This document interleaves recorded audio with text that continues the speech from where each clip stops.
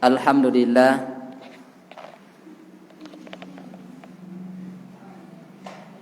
kita senantiasa memuji syukur kepada Allah Subhanahu wa Ta'ala yang terus melimpahkan kebaikan demi kebaikan kepada kita. Alhamdulillah, di malam hari ini kita kembali melanjutkan pelajaran kita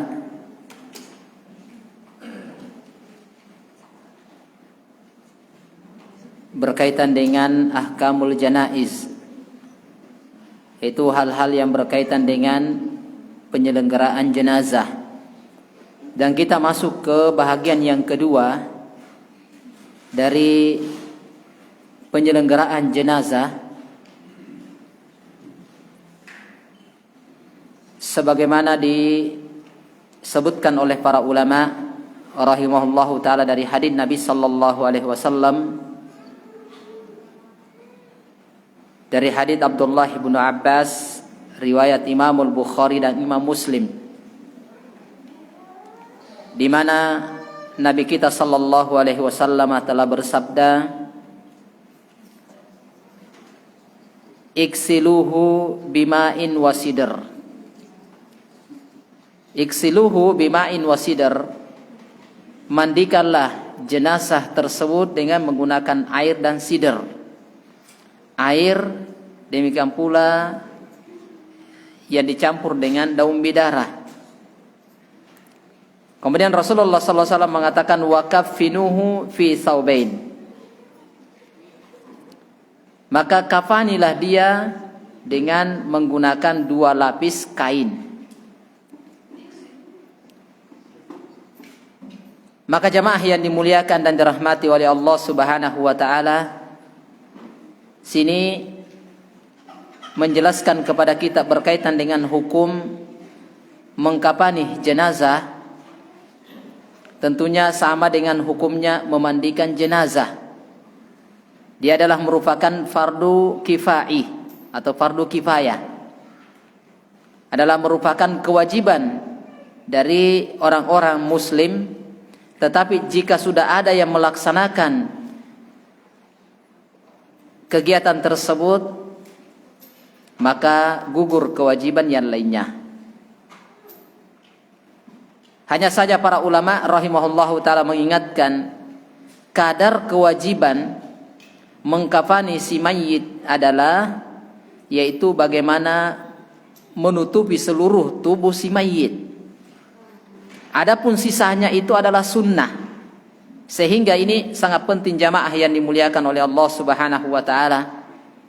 Terkadang kita mengkafani jenazah itu terlalu banyak persyaratan ini dan ini. Padahal dari hadis Nabi sallallahu alaihi wasallam itu disebutkan kadar kewajiban mengkafani seorang muslim atau muslimah adalah bagaimana dia menutupi seluruh tubuhnya. Itu kadar kewajibannya. Adapun lebih dari itu, 2 lembar, 3 lembar, bahkan sampai 5 lembar, itu adalah kadar sunnah. Jadi nantinya berkaitan dengan tata cara harus begini dan begini, itu sebenarnya tidak ada. Intinya adalah bagaimana menutupi seluruh tubuh si jenazah. Sama kadarnya dengan mandi wajib. Mandi wajib itu kadarnya adalah bagaimana seorang itu membasahi seluruh tubuhnya, maka itulah kadar kewajibannya. Sehingga tak kala ada orang yang menceburkan diri ke kolam atau ke tempat mandi atau ke ember besar, kemudian dia naik, itu selesai. Adapun selebihnya itu adalah sunnahnya. Maka sama dengan mengkafani jenazah, kata para ulama adalah cukup dengan menutupi seluruh tubuh si mayit, maka itu kadar kewajiban dia. Adapun sisanya adalah disunnahkan, sebagaimana disebutkan dari hadis yang diriwayatkan oleh Imam Muslim dari potongan hadis, di mana Nabi kita sallallahu alaihi wasallam mengatakan, idza kaffana ahadukum akhahu falyuhassin kafana.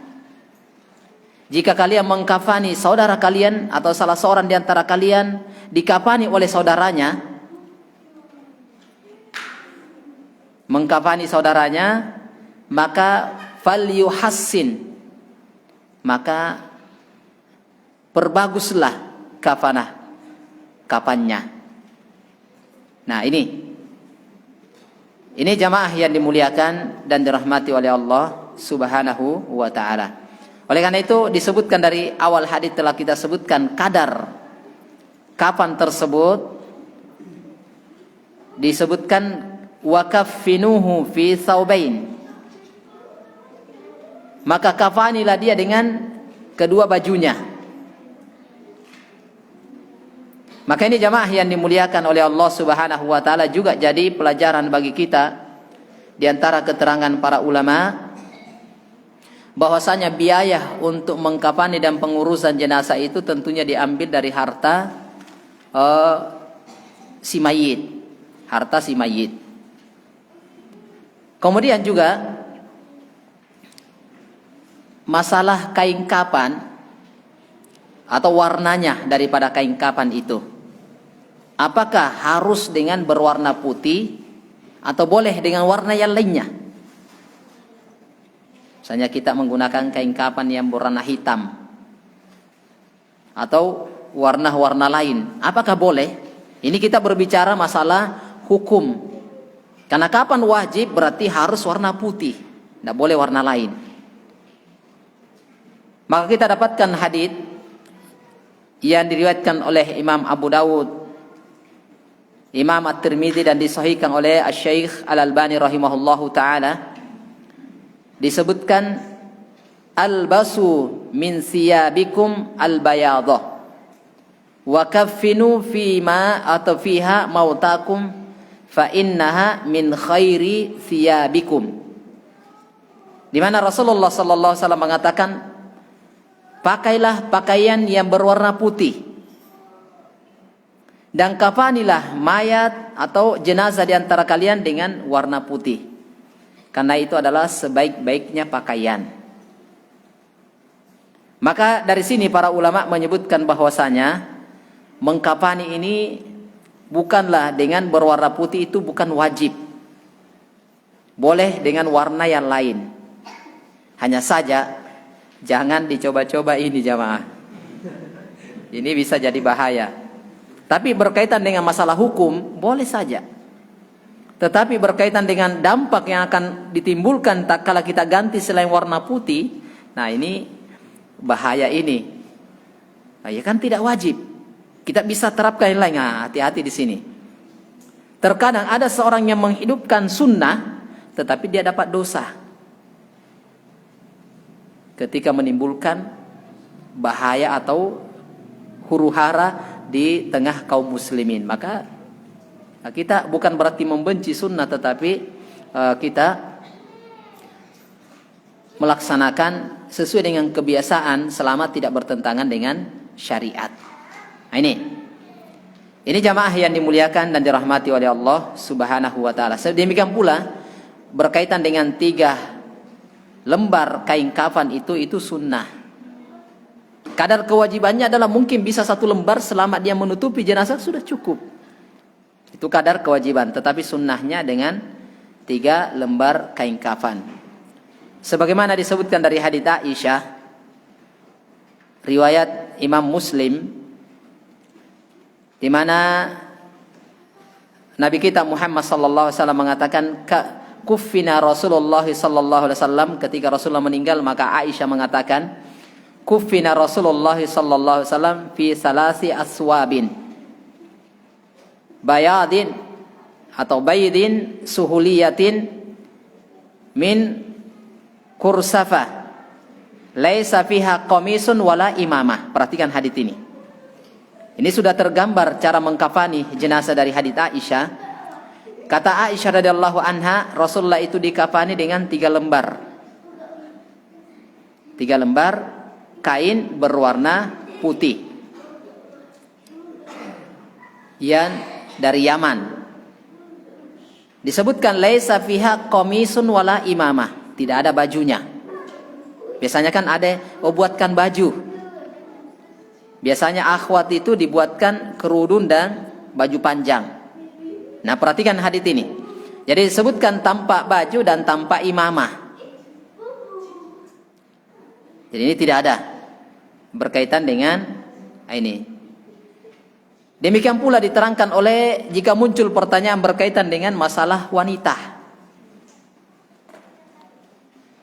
Wanita itu apakah kapannya, kain kapannya itu berbeda dengan laki-laki atau sama?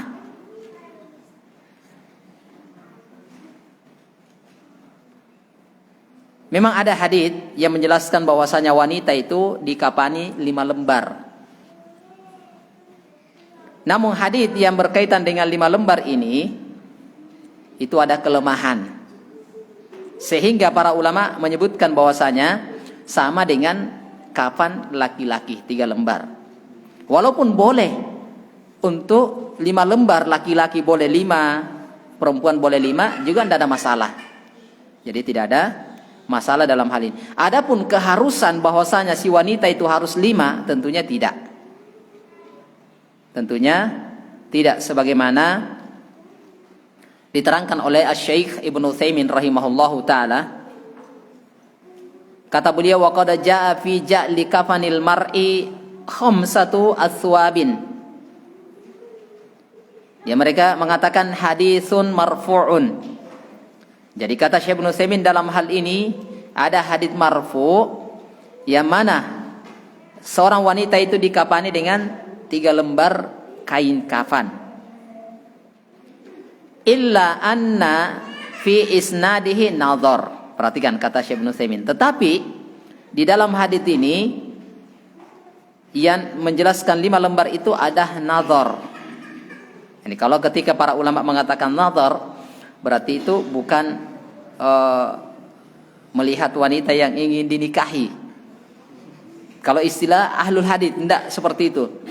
Ketika dikatakan fihi nadhar, berarti itu haditsnya ada masalah. Oh, berarti begini kata para ulama ini ahlul hadits gini fihi nadhar. Berarti ini. Jadi perhatikan istilah-istilah ketika penggunaan ahlul hadits. Walaupun kata itu benar, artinya hadits ini butuh ditelaah, butuh diperhatikan, butuh dicermati, iya.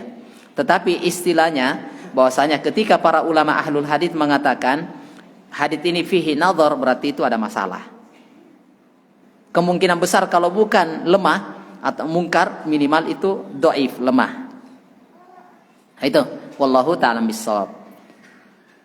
Disebutkan bahwasanya li'anna fihi rawiyan majhulan, karena di dalam riwayat itu ada seseorang rawi yang tidak dikenal, majhul. Walihada qala ba'dul ulama, oleh karena itu sebagian ulama mengatakan innal mar'a, sungguhnya wanita itu adalah takfinu fima yakfinu bihir ar-rajul. Dia dikafani sebagaimana laki-laki dikafani, ai fi salasati aswabin, 3 lembar. Tanpa ada baju, tanpa ada kerudung, tidak ada. Maka itu jamaah yang dimuliakan dan dirahmati oleh Allah Subhanahu wa ta'ala. Walaupun ada sebagian yang menyebutkan dibolehkan kalau wanita ini mau dibuatkan sarung, pakaian bawah atau jilbab, gamis, maka itu pun dari lajnah daimah, kalau ada yang menyempatkan bisa seperti ini, maka itu pun dibolehkan, tidak ada larangan. Adapun berpatokan dengan hadits harus itu tidak. Tetapi kalau ada yang ingin membuatkan atau melakukan ini, dipatuakan oleh lajnah daimah tentang bolehnya. Jadi perhatikan di sini ya, supaya nantinya kita itu tidak terjadi benturan. Oh tidak, kata Pak Ustadz harus 3 lembar, tidak boleh tidak. Tidak ada kerudung, tidak ada ini, tidak ini. Padahal fatwa lajnah daimah itu sudah memfatwakan tentang bolehnya. Adapun ketika dikatakan wajib, nah ini jadi masalah. Oleh karena itu juga berkaitan dengan masalah ketika ada orang yang kebiasaan dia mengkafani jenazah wanita harus ada kerudung, ada baju, ada jilbabnya. Kemudian di tempat lain dia dapatkan tidak, maka kita harus berlapang dada. Karena memang ini ada keterangan dari para ulama rahimahullahu taala.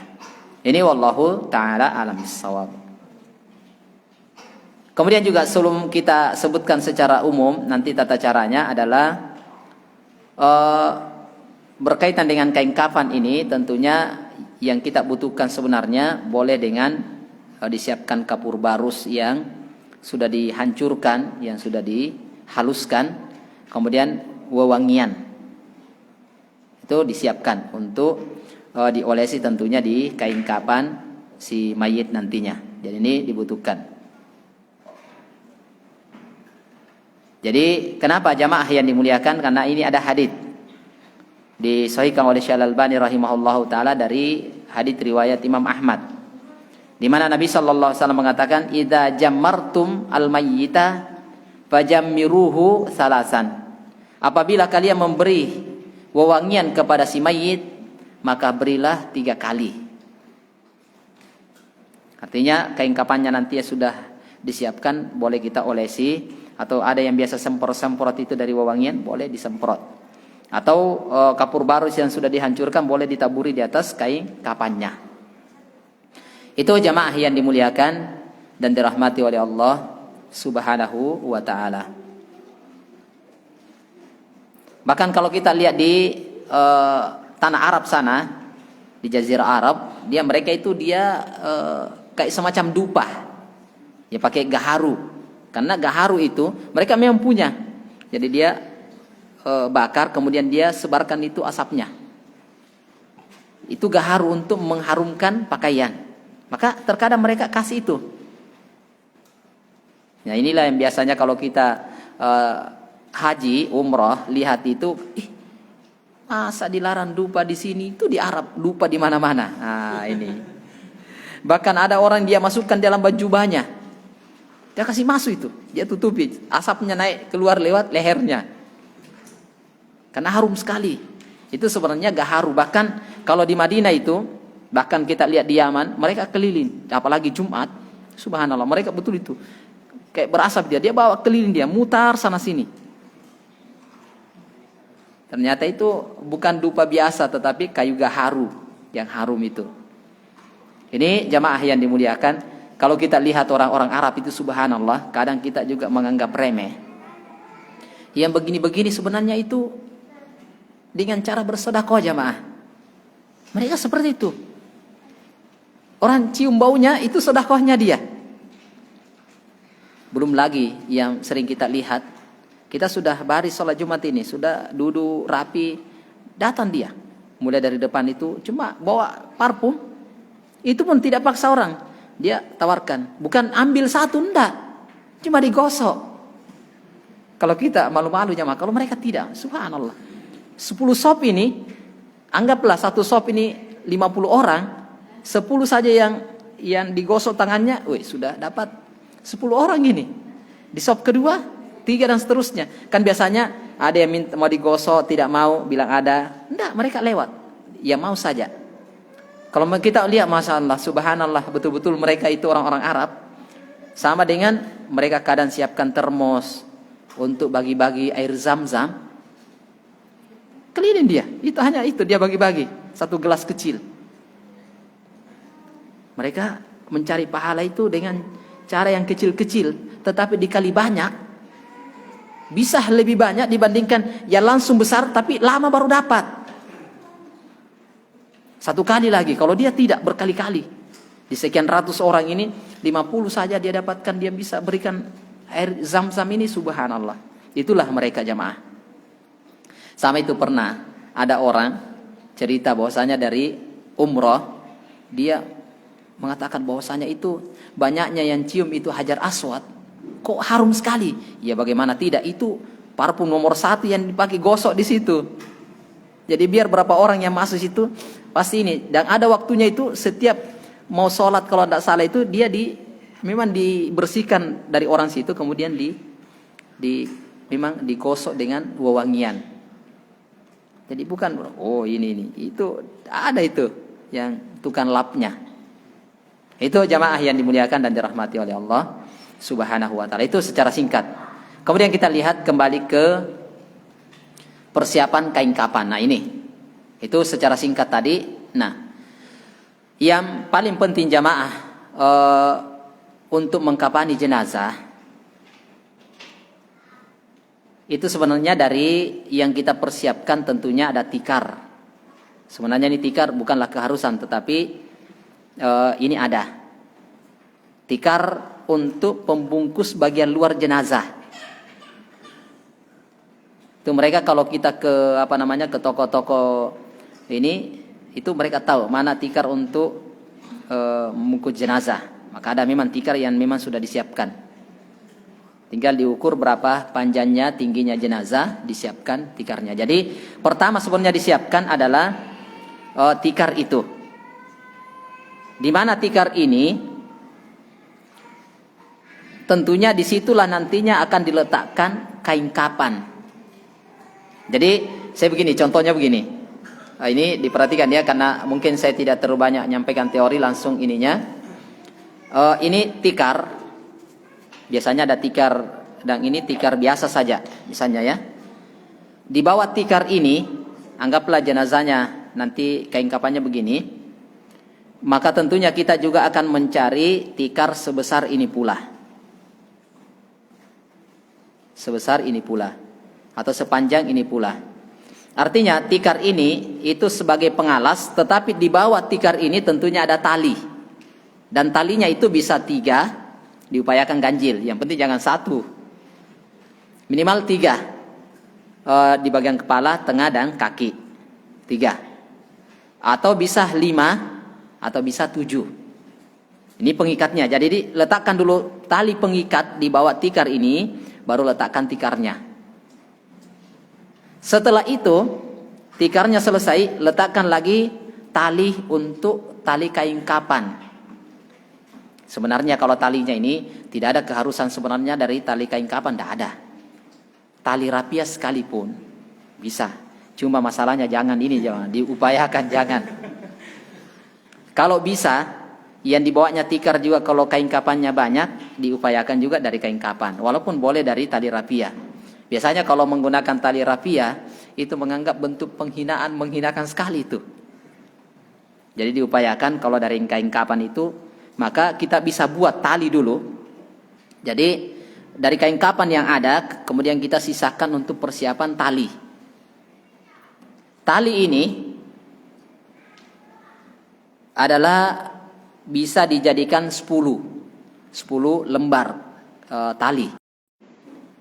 Artinya 5 tali, kemudian 5 lagi, atau bisa mau 14, bisa 77 bisa, atau bisa 57 bisa. 5 di bawah tikar, kemudian 7 di atas tikar. Tergambar ya. Jadi letakkan dulu tali, kemudian letakkan tikar, kemudian setelah tikarnya digelar, taruh lagi tali di atas tikar itu, bisa 5, bisa 7. 3 terlalu jarang, paling sedikit 5. Walaupun boleh 3, tidak ada masalah. Nah, seperti itu. Jadi setelah diletakkan tali di atas ini, kemudian baru letakkan kain kapan. Letakkan kain kapan di atas tali, tersebut. Jadi letakkan. Nah, kain kapan ini, kalau misalnya jenazahnya besar, gemuk, maka lihat kain kapan. Biasanya kain kapan itu ada yang lebarnya 120. Ada juga yang sekarang ini 150, 180, wallahu ta'ala bishawab. Ada sekitar itu. Pokoknya di atasnya 120. Maka kita lihat si jenazah ini besar orangnya, maka kita cari kain kapan yang kelebarannya atau lebarnya panjang. Lebarnya ini yang lebar. Kalau tidak, gimana caranya? Maka ini dijahit. Jadi kain kapan ini yang 2 lembar ini kita anggap 1 ini.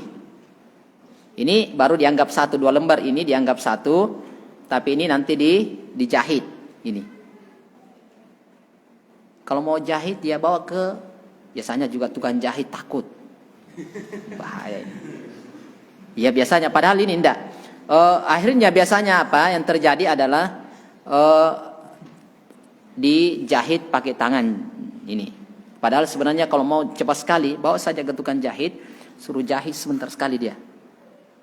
Dan yang dijahit ini sebenarnya boleh ketiga-tiganya, 3 lembar, atau boleh 1 saja, yang paling luar. Jadi tidak mengharuskan semuanya dijahit, tidak. Ternyata orangnya besar. Kalau berbicara kecil, dia aman. Insyaallah tinggal 3 lembar sudah letakkan. Nanti sebentar ukurannya. Jadi setelah itu 3 ini sudah dijahit, maka tentunya ini dianggap satu dengan dibuka seperti ini. Dibuka seperti ini. Ini berarti dianggap satu. Diupayakan yang bekas jahitannya ini dibalik saja, menghadap begini. Ini yang di luar balik begini, supaya tidak terlihat bekas jahitannya dari artinya bagian dalam dia. Nah ini. Jadi setelah ini dijahit, maka letakkan kain kapan selanjutnya. Bisa bersusun 3, tidak ada masalah. Mau diselang-seling juga, satu agak ke sini, satu agak ke sini, semuanya tidak ada masalah insyaallah. Biasanya kan ada orang yang selang-seling yang di bawah agak ke sini, yang di atas agak ke sana. Itu ada biasanya kita dapatkan. Tapi sebenarnya walaupun disusun 3 bersusun begini naik, maka itu tidak ada masalah. Itu hanya teknisnya saja, di teknis. Insyaallah seperti itu. Jadi ini juga masalah menjahit ini, jangan terlalu sempit di sini, artinya harus menjahit lewat jahit tangan ini. Boleh pakai jahit mesin lebih kuat lagi. Dan jahitnya boleh lembaran 1, 2 dan 3. Kalau misalnya hanya lembaran 1 yang kita jahit, 2 dan 3, maka buat bersilang. Jadi misalnya ini lembar kain ini ternyata agak besar, maka jangan pas-pas begini. Upayakan dia saling tindih.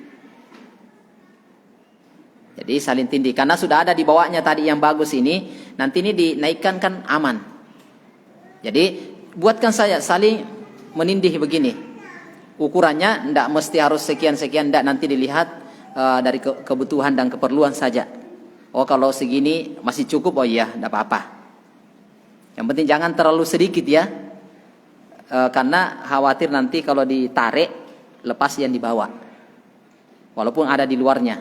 Nah kalau mau aman, suruh jahit 3-3-nya selesai, kan sebentar sekali selesai, itu paling aman. Jadi anggaplah ini kita berbicara sudah dijahit ketiga-tiganya karena jenazahnya besar.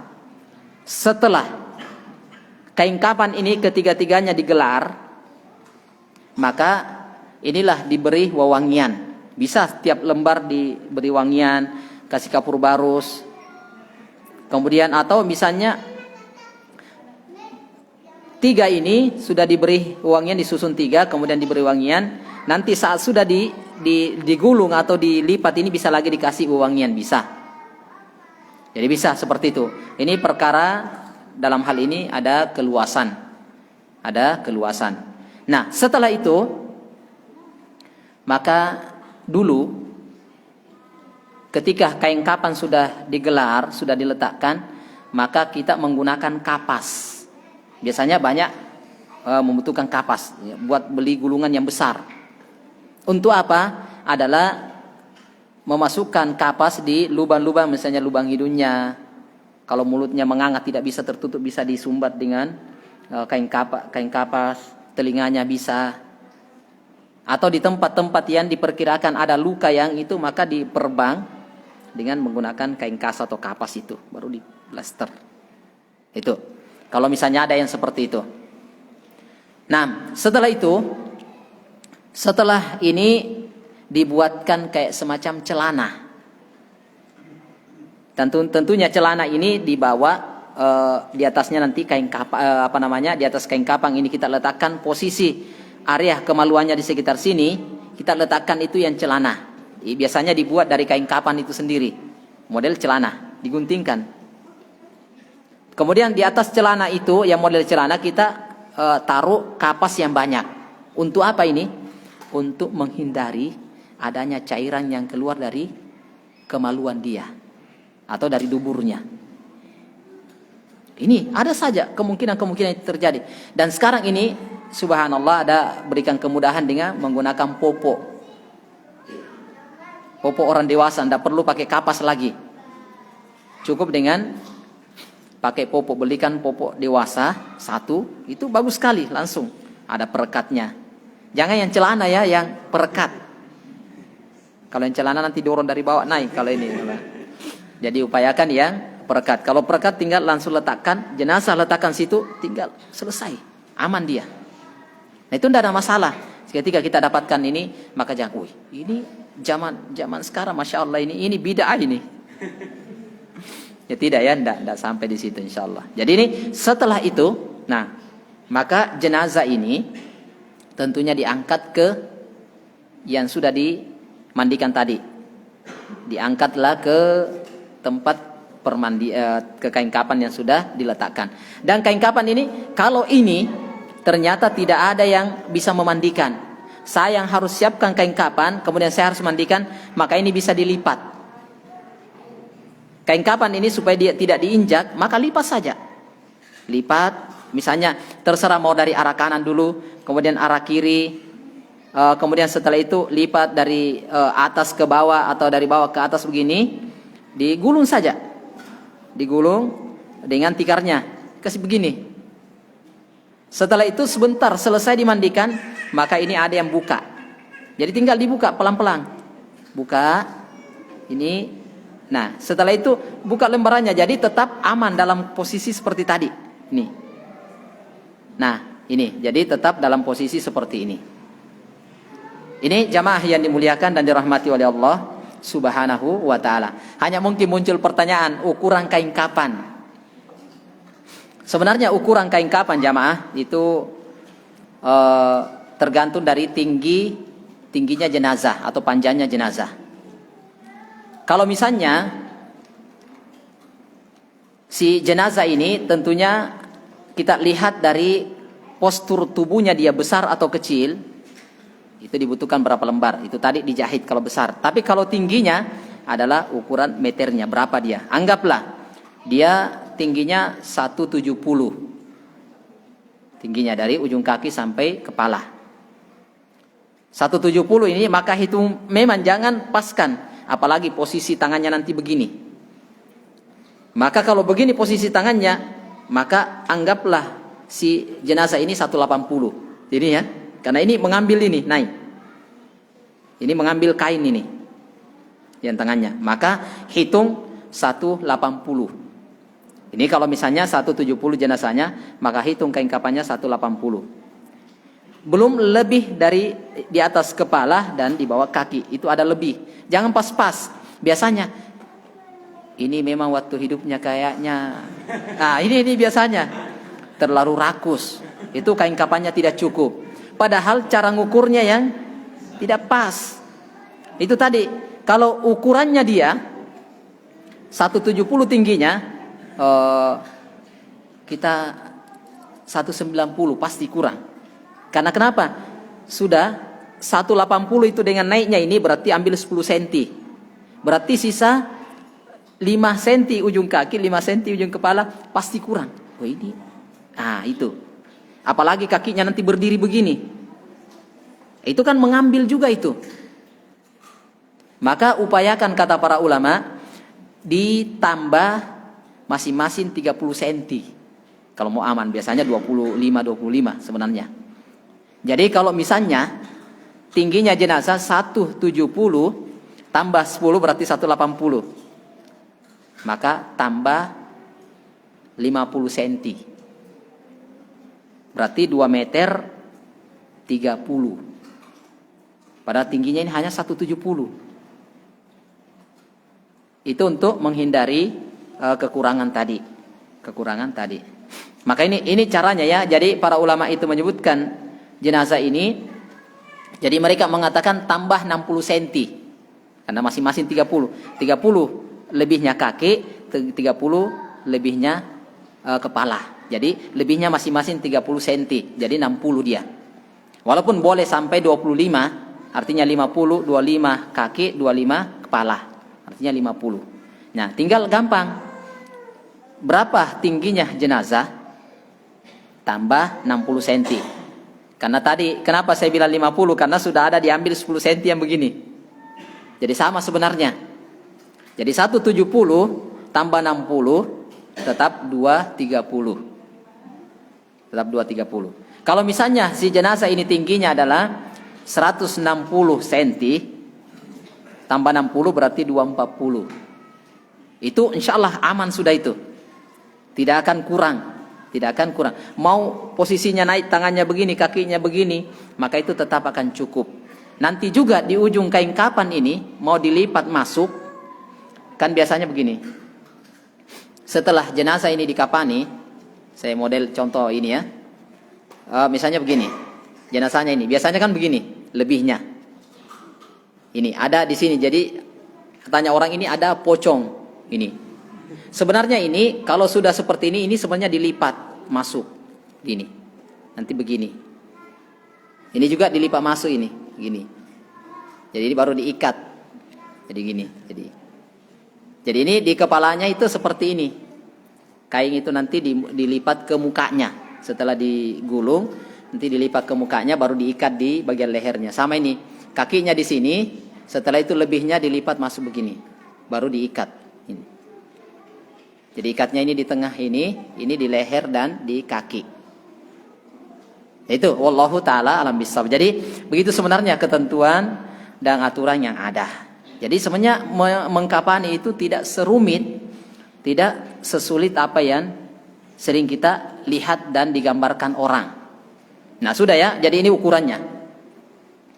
Ukuran panjang atau lebarnya si kain kapan. Kemudian berkaitan dengan lebarnya tubuh si mayit, kalau perlu kita ukur juga ini untuk ini.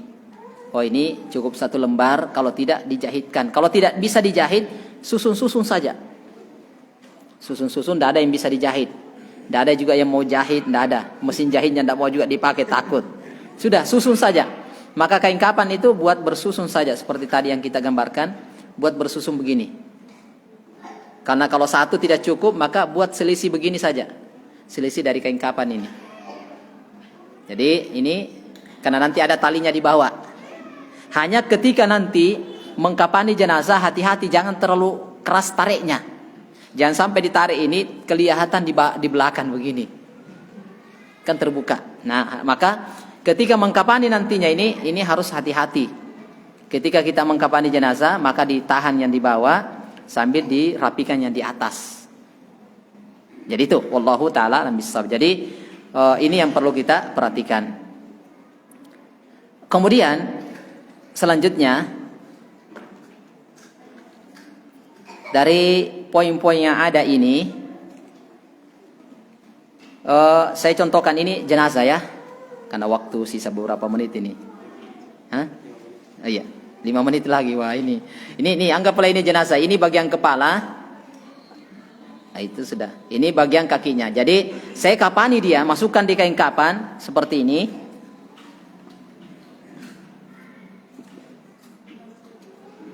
Jadi misalnya saya kapani ini jenazah. Jadi sudah 3 lapis kain ini jenazahnya. Maka ini anggap kepala di sini kaki. Maka ketika mengkapani, maka mana bagian kanan? Tentunya yang sebelah sini ya, karena dia menghadap ke atas, berarti yang sini kanan. Maka ini dulu diambil, yang kanan ini diambil, kemudian inikan ke jenazah begini, supaya dia rapi. Ini caranya, ini rapi. Setelah itu selesai ini kan dimasukkan di bawah tubuh jenazah, misalnya begini. Setelah itu ambil yang kiri, ini sama, dia juga tarik rapi supaya dia rapi sekali. Ini. Karena ini kan agak panjang ini kain, jadi ini supaya dia rapi sekali. Ini. Setelah itu ambil yang satunya lagi. Ini yang kanan. Ini yang kanan lagi. Ini biasanya dari kepala sampai ke kaki. Kalau ada berapa orang, ini bisa bersamaan. Ini rapikan begini. Rapi, kemudian ambil yang kiri. Ini. Supaya rapi. Kemudian setelah itu ini tetap dijaga rapi nih ya. Ini kepala, kaki. Nah, setelah itu ambil yang ketiganya. Ini. Jadi yang ketiganya sama. Dari yang kanan ini dirapikan. Kalau perlu ini masuk di bawahnya ini. Rapi. Kemudian yang kiri. Ini. Jadi rapi sekali, diupayakan rapi. Karena disebutkan falyuhassin kafana, perbaiki cara mengkafaninya. Nah, setelah itu sudah dikafani ini cara pertama. Cara yang kedua, mengkafani jenazah ini bisa ketiga-tiganya kita ambil begini, pertemukan ujungnya ini, pertemukan ujungnya, mau yang paling dalam atau ketiga-tiganya begini, pertemukan ujung kiri dan ujung kanan. Kemudian setelah itu gulung ini, kemudian tarik kain yang penutup jenazah itu keluar, ini digulung ini, sama-sama gulung sampai rapi. Nah ini sampainya rapat ke tubuh jenazah. Nah itu pun boleh digulung. Mungkin dapat, apa ini kok ada? Yang diinginkan di sini adalah bagaimana jenazah itu tertutup rapat. Jadi bisa digulung sampainya ini tergulung ini. Tergulung rapi. Setelah itu ini diperhatikan ini. Ya. Setelah itu ini, kemudian kalau sudah seperti ini maka ambil pengikatnya. Ikat. Hanya saja tali ikatan simpulnya itu diupayakan di sebelah kirinya semuanya, sebelah lambung kirinya, jangan di atas. Nah, ikat di tengah, sini misalnya 7, berarti di badan 5, kaki, kepala 1, 2. Nah, sudah diikat ini, ikat semuanya simpulnya sebelah kiri semuanya. Nah, setelah itu, ini digulung rapat, setelah itu dilipat begini, yang di kaki, baru ikat. Ini. Tapi ini berbicara kalau misalnya bisa ya. Biasanya juga orang ngotot, jangan itu, jangan doa ini. Maka ikat begini saja, biar ada kayak poconnya. Tidak ada masalah, insyaallah tidak ada masalah. Ini. Kemudian juga di bagian kepala, kalau ini bisa sama di bagian kepala ini, setelah dirapikan ini, maka lipat ke dalam, kemudian ikat di bagian lehernya, talinya begini. Tapi kalau misalnya dikhawatirkan ada muncul macam-macam ini, sudah biarkan nanti ikatnya di atas kepala saja. Sini. Sehingga nantinya dia akan kayak begini, ada poconnya naik. Ini. Di kepala begini, kaki juga begini. Ini. Setelah selesai ini, maka tikar yang di luar. Tikar di luar, kanan, kemudian kiri. Kemudian ikat. Selesai, jadi simpel sekali semuanya. Tidak ada baca-baca juga, tidak ada yang dibaca-baca, tidak ada. Harus baca-bacanya sekian, harus ini tunggu dulu dibuatkan ini. Sebenarnya dalam mengkafani jenazah itu tidak ada. Tidak harus begini. Tunggu dulu, nanti kita tunggu Pak Imam. Butuh ada bacaan tertentu, ada zikir tertentu, tidak ada jamaah. Cukup Bismillah selesai. Ini wallahu taala alam bissawab. Ya, saya kira itu mungkin secara singkat insyaallah taala nanti kita praktekkan. Jadi tinggal satu kali pertemuan, mungkin satu kali kita bahas tata cara sholat, doanya, kemudian masalah penguburan. Setelah itu kita langsung praktek supaya bisa dilihat langsung. Insyaallah taala wallahu taala bissawab. Iya itu. Sudah komat. Iya. Ada pertanyaan dulu, 1, 2 sebelum kita tutup.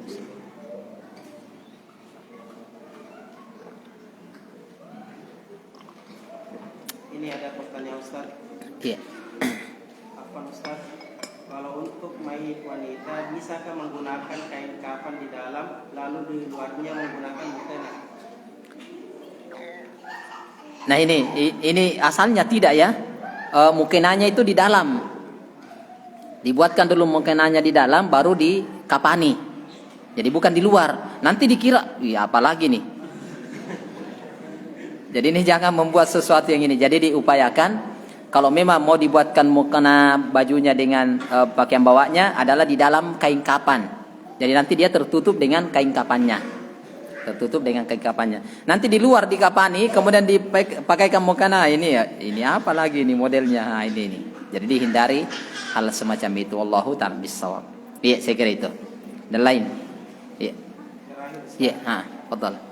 Pertanyaan di luar pembahasan. Bagaimana hukum membayar utang atau membayar arisan di dalam masjid? Iya. Ini yang perlu kita pahami ya. Bayar utang, bayar arisan. Yang dilarang itu adalah ketika terjadi tawar-menawar, jual beli. Berapa harganya? Walaupun tidak bayar sebenarnya, tapi dia tawar-menawarnya di masjid. saya itu menjual ini berapa harganya? Oh iya, walaupun bayarnya di luar, ini sama sebenarnya. Jadi bukan masalah bayarnya. Kalau bayar sudah kita di sana, sudah terjadi transaksi, kebetulan saya tidak bawa uang, nanti saya kasih di masjid. Itu bukan namanya, itu tinggal menyerahkan uangnya, bukan lagi transaksi. Karena sudah terjadi tinggal penyerahan uang, maka itu tidak ada masalah. Bayar arisan atau bayar utang atau ini tidak ada masalah. Kalau sudah ingin membayar, yang penting transaksinya tadi itu proses terjadinya akad ini itu jangan di masjid. Karena ada ancaman dari Nabi SAW mendoakan supaya tidak beruntung.